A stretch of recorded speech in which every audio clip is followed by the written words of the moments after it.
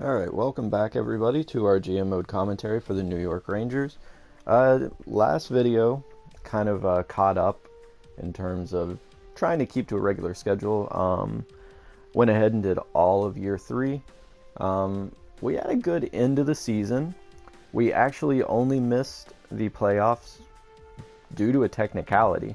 We had enough points. We were tied with the New Jersey Devils for that last wildcard spot, but they beat us in regulation overtime wins. So we did make a couple of trades there at the end that helped bolster our team. We did bring in Sam Bennett, as well as a young rookie defenseman, and that was in exchange for Keith Yandel, who had dropped to a 7th defenseman in terms of his potential, and Derek Brassard. So with Sam Bennett, we do now have a first-line center, which means Stepan can have a little less responsibility. He is now down on the second line. We went ahead and did our drafting. We got everybody back. We're here at free agency. Not a lot that I really want to change on the team. I might want to consider bringing in someone to replace Keith Yandel, but I don't want to sign somebody that for a very long, for too long. I think Marc-Edouard Vlasic here might be the best option. We do have enough cap space for him. And he only wants 2 years, so that's actually perfect. He is 31. He's listed as a top 4, which is also perfect. Before we do that, I want to take a quick look at our contracts to make sure if we signed him to a 2-year deal, there's no player that we could risk not re-signing. Like I said, we do have $8 million in cap space, but I want to make sure that we can bring everybody back. So if we signed him to 2 years, in that time, we do have to worry about re-signing Ryan McDonough. We need to re-sign Oscar Lindbergh. Both of them are likely going to get pay raises. Connor Murphy would go. We're likely going to be sending him out anyway. Seeloff is another one. Then you have Emerson Edom, Kurt Isles, Chris Kreider. That's a big one. So we probably do not want to sign Marc-Edouard Vlasic because we want to be able to re-sign Chris Kreider. Same thing goes for Reeder and Zuccarello as well. So I'm thinking we may want to hold off on that. Let's take a quick look at our defensemen. We will sort by, well, here they all are. So right now, our defensive core is looking like this. So our top pairing is still that 92 and 90 overall, which is fantastic. Our second pairing right now would be Brady Shea and Dylan McElrath. And then our bottom pairing would be Xavier Ouellet and Seeloff, with Connor Murphy right now being our 7th defenseman. It may make sense to go ahead and bring in somebody to play on that second line. Ouellet may be able to play on that second line. He is listed as a top 6 defenseman right now, though, so I don't know if we want to do that. I want to take a quick peek here at all the available defensemen. Also want to take a look at any rookies that we may be able to bring in. I don't want to sign too many because we do have a nice core there in the AHL. So let's go ahead and sort by just defensemen and look for an 84 around there to bring in. Weirkosh wouldn't be bad, but that's a lot to pay for, you know, a player that's an 84. So I don't think we're going to make a move for that one. And in terms of other players, there's really not a lot. Not a lot going on here. Let's take a look at rookie defensemen. We'll sort by their potential. Two-way players here. You have Walcott and Larson, as well as Adam. Let's take a quick look at these guys.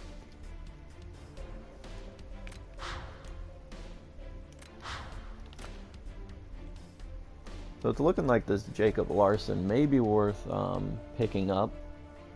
He was drafted in the first round in 2015. He's 74 overall at 21. I'm not sure why Anaheim let him go. We'll go ahead and offer him a contract here. We'll offer him a 1-year, .750 just to make sure we get him. He may be, think he's a restricted free agent. He may be. No, he's unrestricted, so they just didn't sign him. They may have had too many players signed. Let's look here at forwards. Go ahead and just get a couple prospects if there's any that pop out. So it's looking like nobody here. And then goalies. I don't really want to sign another goalie, but we may need one for the AHL. Let's go ahead and sign this Bader. He's 77 at 22. We can play him down in the AHL and let Hellberg go. I'm not sure that this guy will grow, but regardless, he'll be good for our AHL team. And lastly here, we'll just take a quick look at everybody. I really do want to get another defenseman. We may need to make a trade for that, but we'll get to the regular season before we do anything like that. Before we do any trading or anything, because our players could grow. I think morale made a couple of them drop.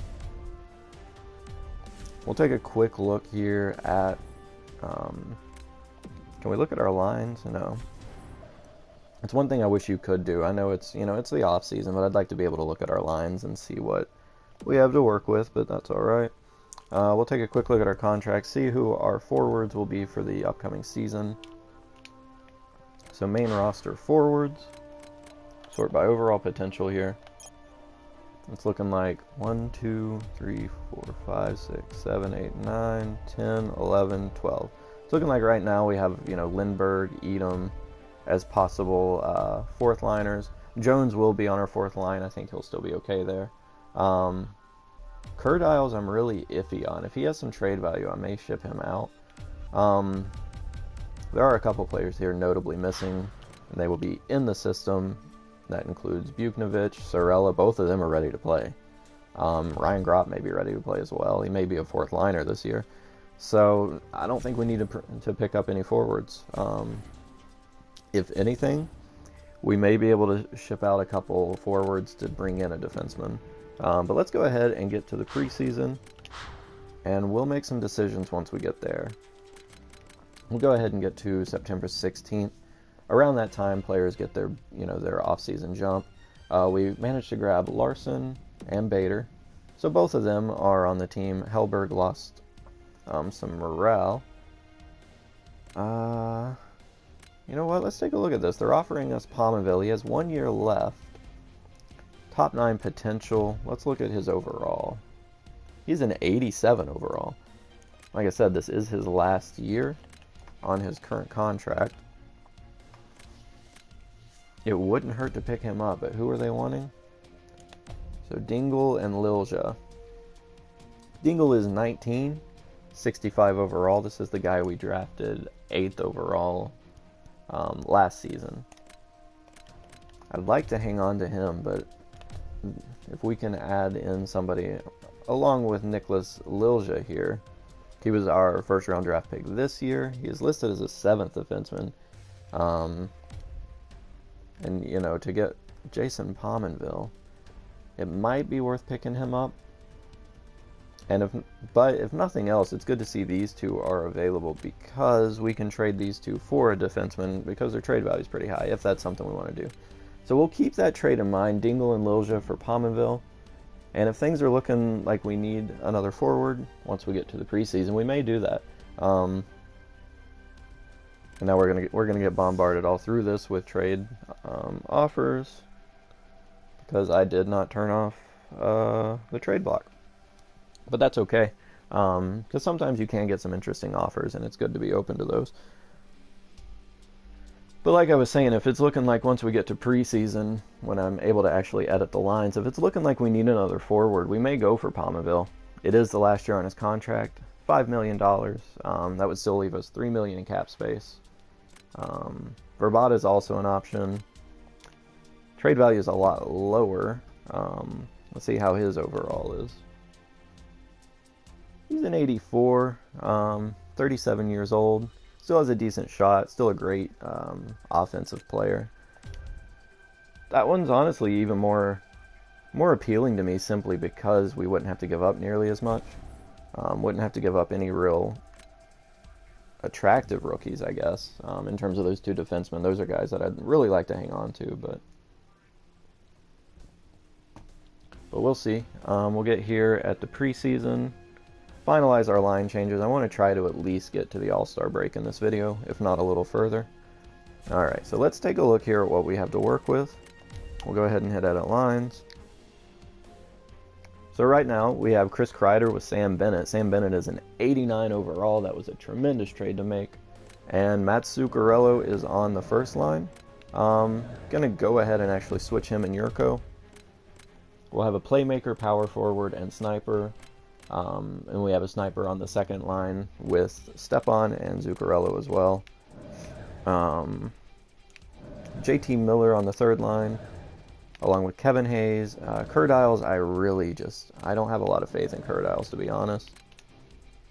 Emerson Edom. So our fourth line's looking pretty terrible, but we do have a couple people we need to bring up as well. Right now, oh man, Xavier Ouellet has dropped to an 80. He's listed as a top 6. We're going to go ahead and switch him at McElrath for now. McElrath went up to an 82. He may get another boost. He's still 26. I want to take a look at Shesterkin, who is apparently not up here. Alright, so we're going to have to do some roster moves. Connor Murphy's a 73. Jesper Foss is an 81, and he's not in the lineup for some reason. And Tambellini's up here, so there are some roster moves we're going to need to make, clearly. I want to take a look at Kurdile's trade value, because the way he was playing for us last season, he did manage to score at a decent rate, but I was really disappointed with his defensive play.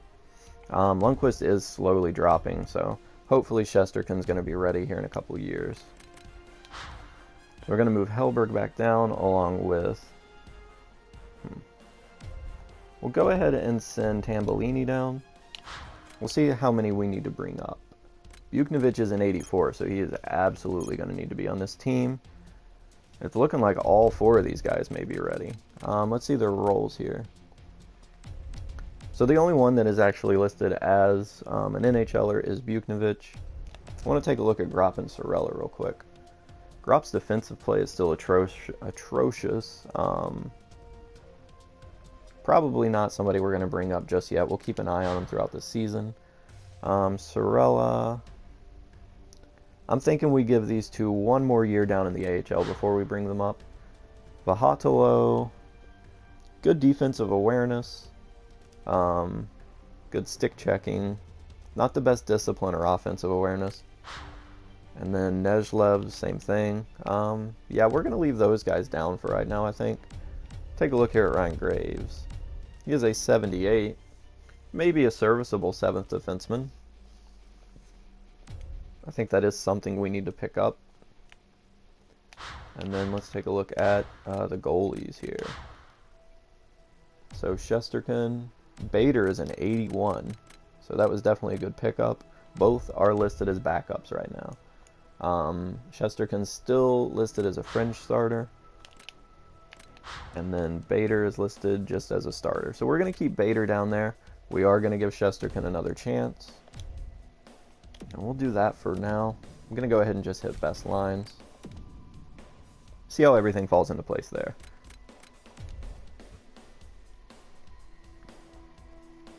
So again, we'll go ahead and put Yurko here. I don't know why it brought Buknovich to the second line when he's listed as the third line scoring forward. We'll have him with Hayes and Miller. See who is better at taking face-offs. Shesterkin. So that third line is going to remain the same as it was last time. And really, what I honestly would like to do, but I probably am not going to, we have Reeder here, who's listed as a third liner. And we have Miller, a third liner. Our fourth line right now, we do still have Kurdiles here. We have David Jones. And we have Emerson Edom. I'm going to take Edom out. Take a look at who's scratched. I know Jesper Foss is up here, as well as Oscar Lindberg.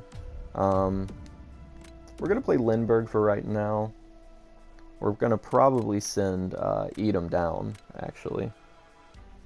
And this is what things are looking like right now for our offensive lines. Again, we'll switch these two. Special teams, we have Bennett with Zuccarello and Kreider. I do like having playmaker, but think we need to go ahead. We'll let Buchnevich take that second power play center position.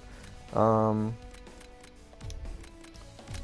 to split those two up simply to just get a good defenseman on both power play lines.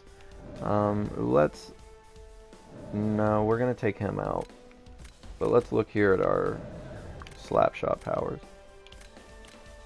All right, and Kreider slap shot is very good. So I'm gonna put Reeder up here with Bennett and Zuccarello. We're gonna put Kreider on the point. He can get some slap shots there. We could bring up. We definitely want to put Yurko on the power play. So let's look at Yurko. Yep. So we'll put Yurko on. Yeah, we'll keep him down here. We have two playmakers on both, so that looks good. We're gonna go with Bennett and Buchnevich. I like both of those. Kreider. Let's put Kreider with Buchnevich, and we'll have Yurko on the first. We'll actually leave Ouellette there. Penalty kill, Curdiles with Miller. Curdiles is still in the lineup. Okay, he's I'm gonna give him another chance. His defensive categories and everything are too good not to play him right now. We'll keep an eye on him. And we do want him for the penalty kill because his face-offs are great. Seal-off is fine there. McElrath, McDonough, Hedman, that's fine. Hayes and Jones. Jones can stay. We'll let Hayes stay for now too. If the penalty kill starts looking pretty rough, we'll switch those around. And I'm actually fine with all that as well. Goalie, Lundqvist with Shesterkin. And scratch, we have Faust, Murphy, and Edom. So let's go ahead and send Edom down. And that way he can play down there in the AHL. Yep, we'll go ahead and send Edom down. We're going to edit the lines in the AHL real quick. Just make sure everybody that's got good potential is playing. And we'll take it from there. So, Naring, no. Orzog, Zaborowski, Cox. We probably want to get Trevor Cox in there. And then goalies, we have Bader and Skapski. That's good. All right, so we need to get Edom and Cox in here somewhere. We'll go ahead and just replace this guy for Edom. And then we'll just move him up. Let's see. Yeah, we'll put him up here with Marsh and Vahat. Oh, of course. Marsh and Vahatalo. And then...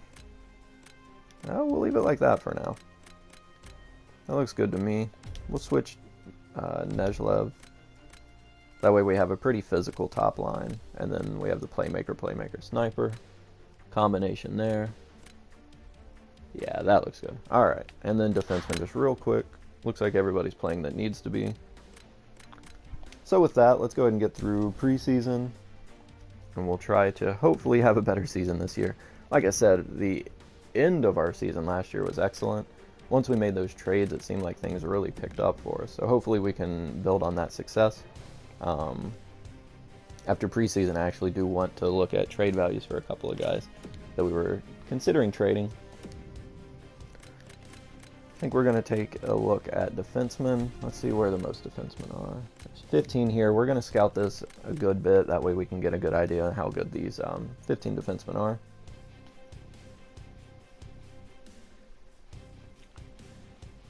So last preseason we went 4-3.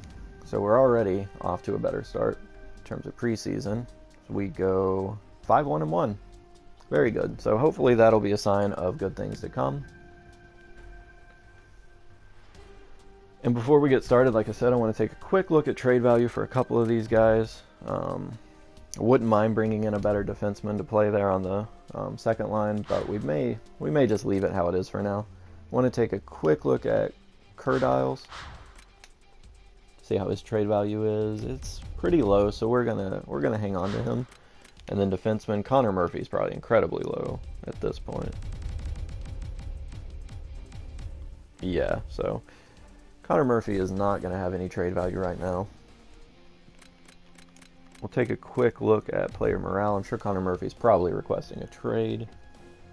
Oh, nothing. Okay. Let's sort by happiness here. Or chemistry. Disengaged. So he was disgruntled. He's disengaged now. That's better. We do need a right-handed defenseman, so it's kind of a shame that his morale's so low. Just to get through things a little quicker, we're going to actually take this beginning part 10 games at a time. And we're definitely not going to make that trade. So we start off with a 5-0 loss. And they're probably going to continue offering us Joffrey Lupul just to make things go even slower. Definitely not a good start here. So worse start than our start last year, but we saw how last year turned out. So if we can build, get a few wins here. We need to get some win streaks like that going. Giordano for a first-round pick, absolutely not, especially with that contract. 4 years left at $6.75 million. He's in his 30s. Definitely not going to make this trade. You can offer it to me a million times. And they're going to offer us these two a million times. We're going to ignore player morale. Once we get through these 10 games, I am going to turn off the ridiculous trade block because this is stuff like this makes the game honestly not even fun. So 6-3-1, good start to the season, much better. Go ahead and take care of this trade block, or they're just going to keep offering us Joffrey Lupul and Giordano. Do not want either of them. Like I said, it's kind of annoying that, you know, the game does its own trade block for you. It just assumes these are the things you want or need. And then they'll offer something that you absolutely don't want to give up, like putting our first round pick up there. Stuff like that I don't like. So we'll go another 10 games and then take a look at stats. I think this is 10. 1, 2, 3, 4, 5. 1, 2, 3, 4, 5. Yep. All right. So we'll get to the 20 game mark. Hopefully we can continue the success. I'm going to have to do scouting. Going to stick with the same place we've been doing here. Want to get a good picture of these 15 defensemen. Hopefully somebody good will be in there.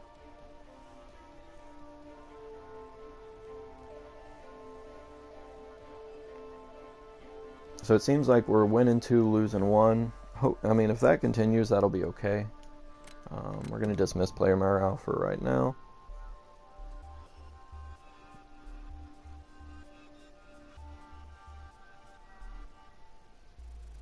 Alright, so 10-6-1. We have 2 more games to hit the 20 mark. I'd like to be 12-7-1 ideally. We're going to go 10-8-2. So, after being 6-3-1 in the first 10, we are now 10-8-2. We'll take a quick look at the player morale because this is going to keep popping up. And it's going to be Connor Murphy. Does not like having no ice time. Leave me no choice but to give you more minutes. Continues to have a negative effect on him.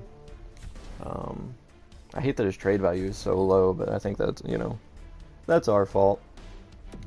So we are not in a playoff position right now. Kreider is having a very strong start to the season with 18 points in 20 games. And Bennett is right there behind him with 17. Buchnovich, Zuccarello, Hedman.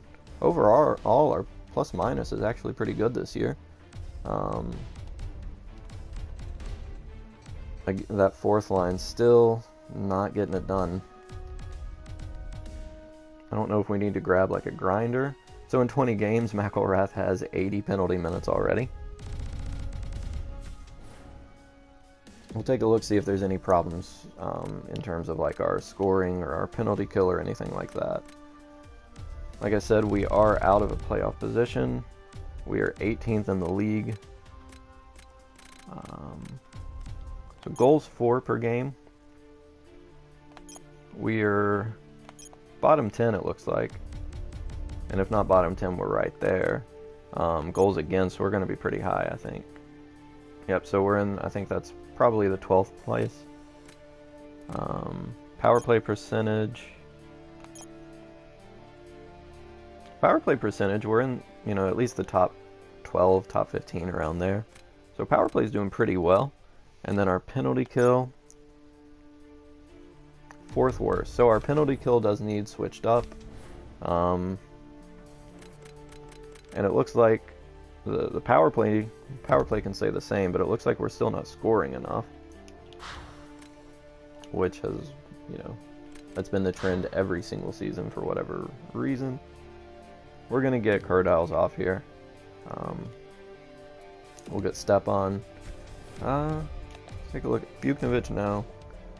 Go ahead and get Derek Stepan. And we'll keep him with JT Miller. And then Kevin Hayes, let's look at JT Miller again. We're going to put JT Miller as the second penalty kill center. Kevin Hayes, let's see, defensively, I think Kreider might need to go on here. We're getting to the point where we're going to be playing the same guys a lot, but that's okay. And then I wanted to take a look at Lindbergh.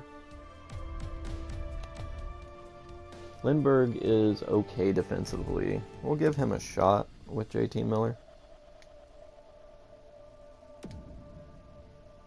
And we'll see how that works. Like I said, we were 4th worst in the league with the penalty kill. 3-man. We'll keep JT Miller and we'll put Derek Stepan here too. That's all we want to change right now. We'll go another 10 games and see how our penalty kill improves, if it does at all. Like I said, we were 4th worst. I think we were around like 77% on the penalty kill, which is very poor.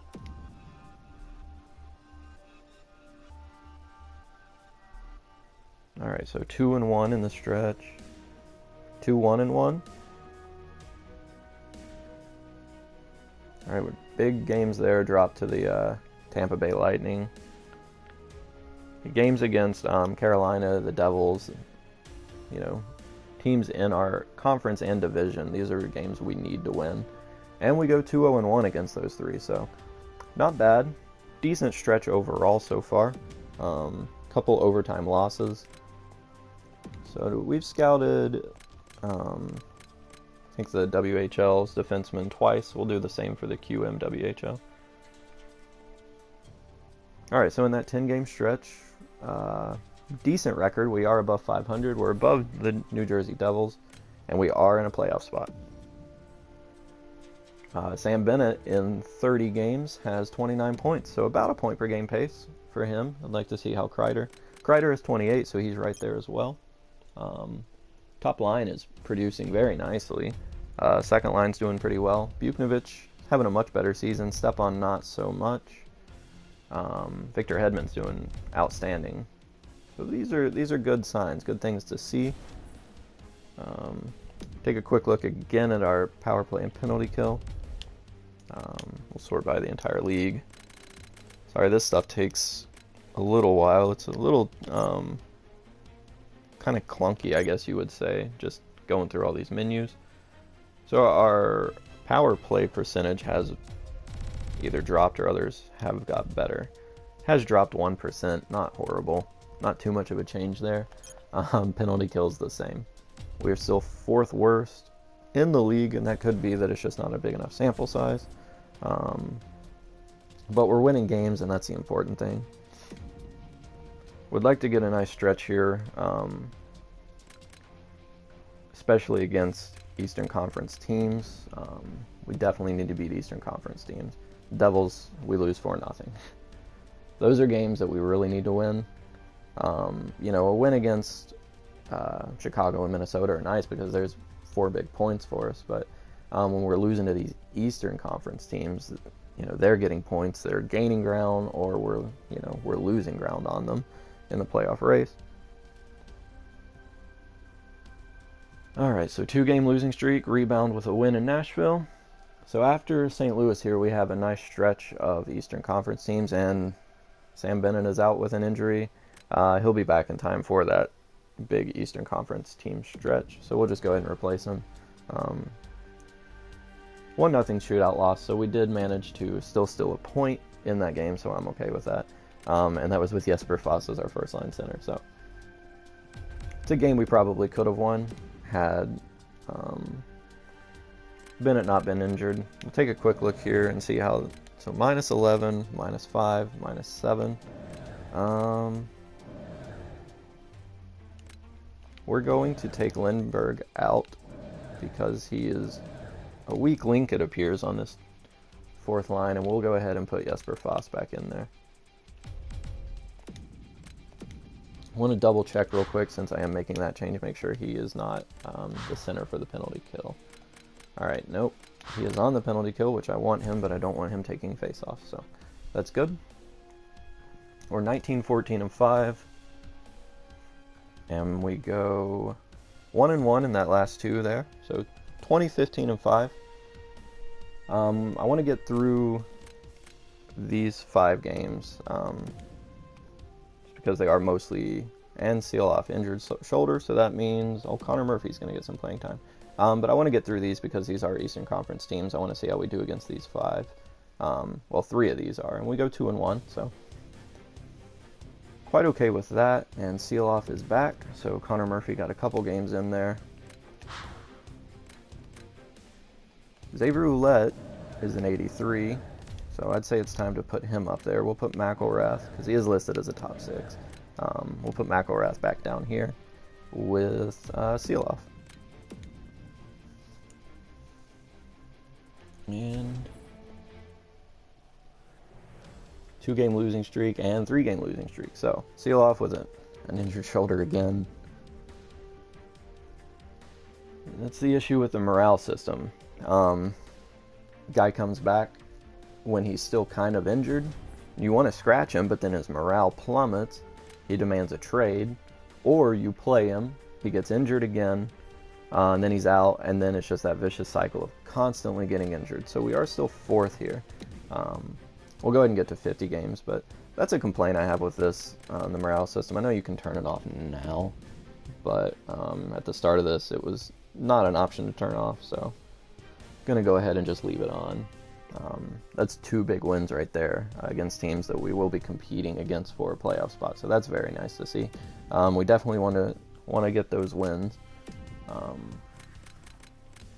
Take a look at defenseman again, and Seeloff. See, now watch what's going to happen. We'll go ahead and put him back in here, and he will end up getting injured again in the next game because he's coming back too soon, and if we don't play him, his morale will plummet. Now watch. Dismiss player morale. See? Alright, so he's injured again. I don't know what to say. That is a huge issue in this game. I guess it's realistic in the sense that if you bring someone back too soon, they could be hurt again. But the whole morale thing kind of handcuffs you to where you have to. I mean, I'm not really given a choice. Very frustrating. So that's that rant. I'm sure there's plenty of other things I could complain about with this game. Let's go ahead and get to the trade deadline.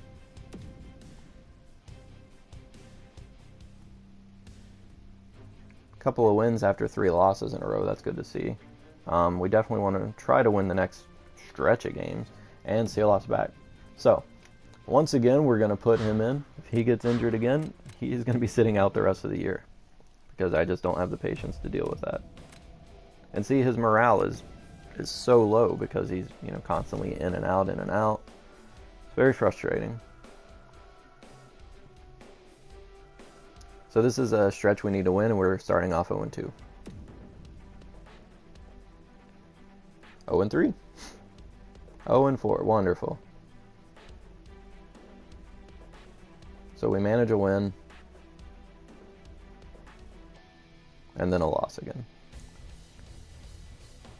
I swear, this simulation absolutely hates this team. We managed to go like 4-6 in that stretch, maybe 4-8, and it was a big stretch. I mean, those were games that we absolutely needed to win. Now we're 30, 25, and 7, and we are out of a playoff spot. So stuff like that is very, very frustrating. We'll take a look at all the stats. Zuccarello's leading our team with 52 points. I'm not sure what's happened with Bennett and Kreider. Both of them were point per game players there at about the 30 game mark, and then since then, in the next 30 games, Bennett's picked up 12 points. Kreider's picked up about 8. I don't understand it. Good news is that second line is doing really well with Reeder, Zuccarello, and Stepan. Buknovic has 20 goals on the season, so that's very encouraging to see as well. Let's take a look at the AHL squad, see if any of those guys could be called up. So, Sorella is an 81 still. Of course, Stelov's 78. Ryan Gropp's not having a great year, but he's grown to an 83. We're going to go ahead and bring up Ryan Gropp. He is an 83. His defense still isn't great, but that fourth line's pretty horrible anyway. So let's do that right now. We'll take a quick look at the fourth line just to see. +4, -4, -7. So, David Jones, 6 goals, 7 assists. I think we're going to go ahead and switch you out with Ryan Gropp. Oh my gosh. Another complaint with this game is the buttons either stick or lag or something. So we'll go to roster moves, we'll move Jones down, bring up Ryan Gropp. A right winger. Multi-select. We'll go to left wingers. And this works out because it'll get Jesper Fast back on the right wing where he belongs. And we'll go ahead and edit the lines here.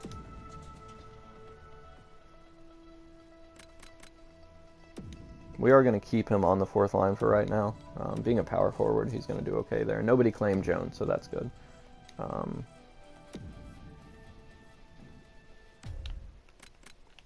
I don't want to take ice time away from our younger players. So what we're going to do here, go ahead and switch him with Tambellini and then switch him again with Edom.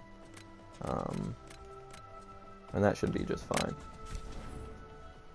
We'll keep an eye on Gropp. Hopefully he can perform. We really need to turn this around and get some wins. We were doing incredibly well up until the trade deadline. I don't really want to make any changes to our team here. We're just going to go straight through. So we'll do another 10 games here. I'm sure there are some trades we could look at that could help really improve the team, but we've got a young core. We don't need any draft picks, anything like that. I don't know what it is that we do need other than some simulation luck on our side at this point. And the AHL team's getting plenty of injuries to make this go even slower.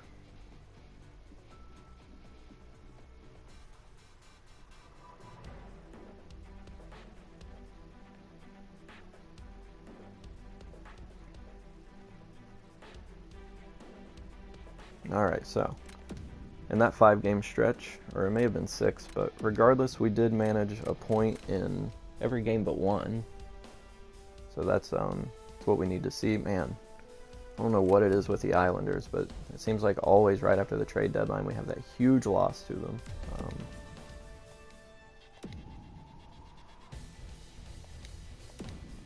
So we've just got a bunch of complainers on this team. That's all it is. We have good locker room chemistry. That's supposed to impact your team in a positive manner. And Hinton and his back, honestly don't even know what he is. I think he's defenseman, maybe? I want to say he was right here. I think he's actually one of our better defensemen. Yep. Alright, so we'll get him back in there. Make sure nobody else.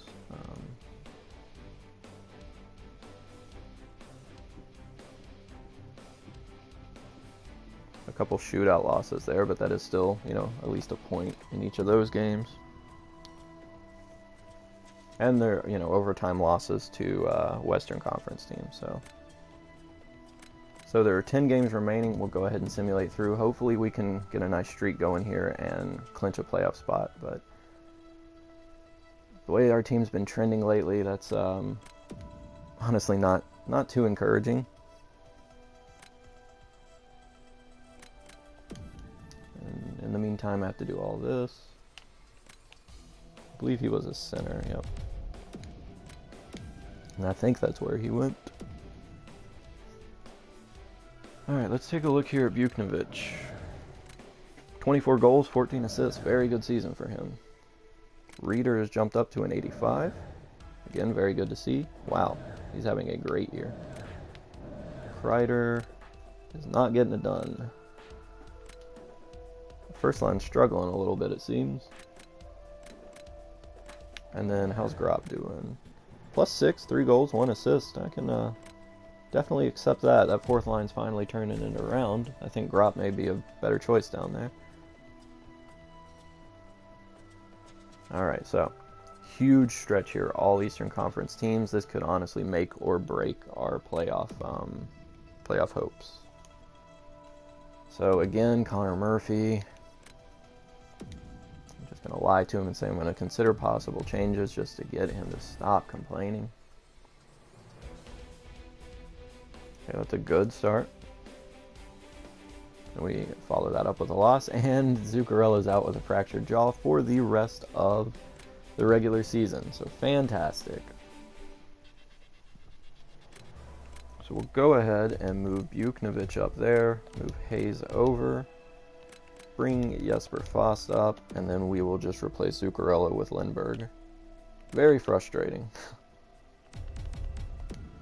Could not have happened at a worse time. But we'll see how Buchnevich can do on that second line. So we're alternating wins, losses, and oh my gosh. Ryan McDonough injured with an abdominal strain until the 20th. So this is the simulation saying, yeah, you're not going to get to play in the playoffs, basically. And Zuccarella's already back, so that is good. Not really sure why it said he'd be out for so long. I swear the buttons on this game, they stick or something. I've seen it in other simulations as well. There's no patch apparently in sight, so we went 39, 32, and 11. Is that going to be enough to make the playoffs? Nope. Alright, so did not make the playoffs once again. Very frustrating because it's not... We didn't have a good season by any means, but, you know, 89 points, with a wild card spot being 96 points. I just don't get it with this team. You know, our power play was 24%. It was probably one of the best in the league. Penalty kill went up to 80. I just don't I don't understand this team. So that is 3 consecutive seasons now that we have not made the playoffs. I'm thinking it's time to make some changes. We made changes every year, but I just don't know. I don't get it. I really don't. And McDonough's ready. We're just gonna have best lines because it doesn't matter. That stretch right before the trade deadline really killed that chance. Brad Morrison injured.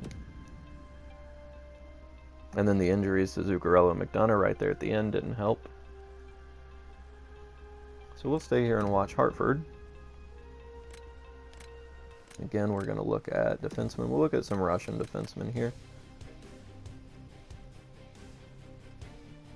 We're going to just go best lines for the rest of this.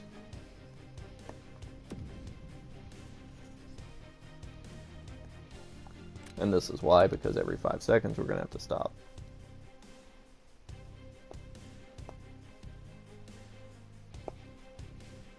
And we did make progress. We made it to the second round this time in the Calder Cup, but again, failure to really make any splash in the playoffs. At least we made the playoffs in the AHL. I guess that can be the silver lining, if there is one.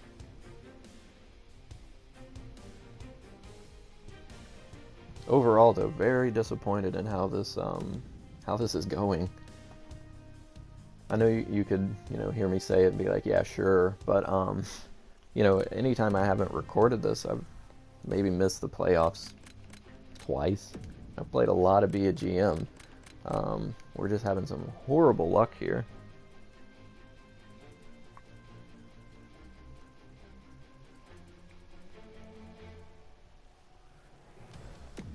So, take a quick look at the awards and everything. We'll look at the point totals at every of our team because we haven't done that yet.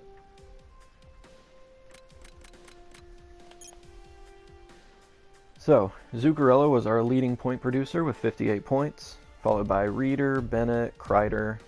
Kreider was consistent with last year. For 91 overall, that's not good enough. Then we had Stepan, Yurko, Hedman. Yuknovich was our leading goal scorer with 26. Kurt Isles had a much better year. I'm glad we hung on to him. Let's see how Ryan Gropp did in his little 20-game stretch. He managed 5 goals and 4 assists. He was a plus 13. So, despite that defensive category not being great, it actually did go up while playing here. And he had an excellent year there on the 4th line. So, something to look forward to there in Ryan Gropp. Take a look at the AHL. Sorella will be ready for next year as well. So somebody like a JT Miller or somebody like that could potentially be on their way out. He only managed 25 points. He was a minus player, and he's making a good bit of money for not a lot of production. So he could be on the way out. We'll go ahead and look at the awards. The playoff tree. The Pittsburgh Penguins did win the Stanley Cup and the President's Trophy, and they beat the Anaheim Ducks. Sagan won the Art Ross and the Hart. Lindholm the Norris. Sagan again with the Bing. Steele won the Calder Cup, or the Calder Memorial Trophy, excuse me. Conn Smythe went to Crosby. Vezina to Bishop. I believe he won the Masterton last year, or no, just the Jennings. My mistake. Nikitin won the Masterton. Selke went to Bergeron as usual. Ted Lindsay to Sagan. And the Maurice Richard to Sagan. So, pretty clean sweep there for Tyler Sagan. Let's go ahead and just look at the AHL, or the entire NHL totals. I'm sure he's leading the way. I'd like to see how many points he managed. And again, the controller sticks. It's always fun. So he did manage 112 points with Jamie Benn getting 106. So true to life, those two are pretty dominant. Stamkos and Drouin also doing incredibly well. And this is the problem. You see this many players with a ton of points. I mean, look at that. Nash, 82 points, 82 games. I think when we traded him, let's see, 56 points. 70 points was good, but still, I mean, point production not good enough here, and then he gets traded and he explodes. Our best player way down here, Zuccarello with 50-some. Under the likes of even Josh Hosang, Michael Dowcall, even Mantha. I mean, simulation just does not like us, guys. So we'll go ahead and get the draft done. Haven't really, honestly, looked at this too much. So, again, we have the 14th pick. We'll go ahead and sim to that pick. We'll take a look at all those taken before us. Top 9, an elite, a top 6, top 4. There's an elite goalie. Lots of elites here, so this seems to be a pretty good year. Hopefully we can grab a good defenseman. We'll sort by overall potential here. A few top 6 that we can try to grab later. First round playmaker. Let's look at these defensemen.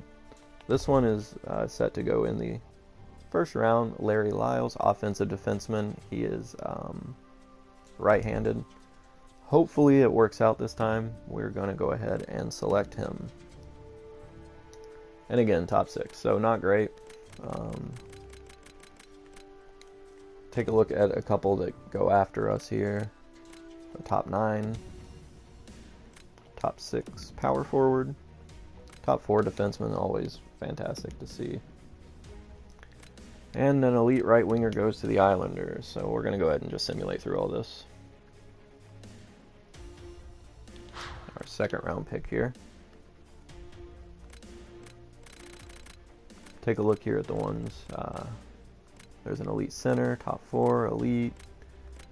So, definitely better players available, but we really needed to focus on defensemen, so hopefully he turns out to be something. So we'll go ahead and make our second round pick here.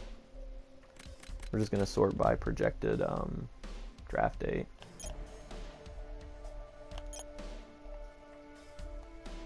Alright, so some defensemen here, some power forwards.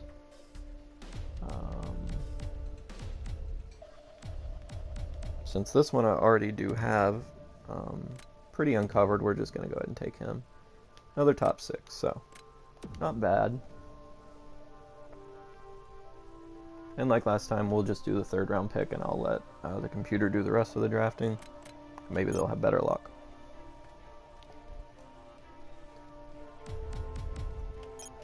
I think we should try to grab at least one forward here.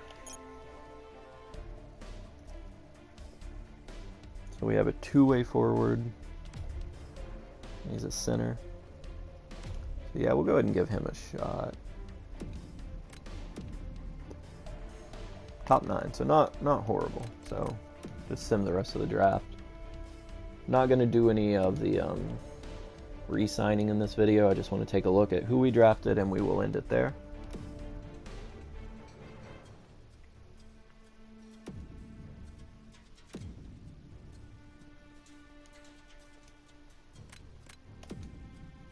Have to hit X multiple times for it to register. Unsigned. So here are 2 of our new pickups, 66 overall at 19 and 64, so not bad. Our first round pick here, 66 at 18. Here's a 63 at 19. I think that's one the computer drafted. Maybe not. So we'll go ahead and we'll want to sign, this Lyson guy, 73 at 20. Definitely ready for the AHL. And this Vizakis guy is looking pretty good as well. So, decent year overall for the drafting. And no goalies drafted. So, we will leave the video here. We have $25 million to work with in salary cap. Some big names to re-sign. So if you have any suggestions on what we can do to turn this team around, I'll appreciate that. And until next time, I'll see you later.